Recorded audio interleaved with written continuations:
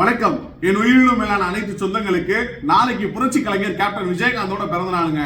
இயன்றதை செய்வோம் இல்லாதவருக்கே அப்படின்னு சொன்ன ஒரு உன்னத மனிதர், ஒரு வாழும் தெய்வம். இப்ப அவர் மறைந்திருந்தாலும் அவர் மிகப்பெரிய தெய்வமாகத்தான் எல்லார் மத்தியிலுமே பார்க்கப்படுறாங்க. நிறைய பேர் அவருக்கு இருக்கப்ப அவருடைய அருமை தெரியல. அவர் இறந்த பிறகு இப்பயாச்சும் தெரிஞ்சுச்சேன்னு நான் ரொம்ப சந்தோஷப்பட்டு இருக்கேன். ஏன்னா நான் அரசியலுக்கு வந்தது கேப்டன் விஜயகாந்த் அவர்களை வைத்துத்தான், அவர்களை பார்த்துத்தான் அப்படின்றதுல 1% கூட மாற்று கருத்து கிடையாது. அப்படி இருக்கும் பட்சத்துல நாளைக்கு அவருடைய பிறந்தநாள். அந்த தினத்துல உங்களால முடிந்த அனைவருக்குமே சில நல்ல விஷயங்களை செய்யுங்க.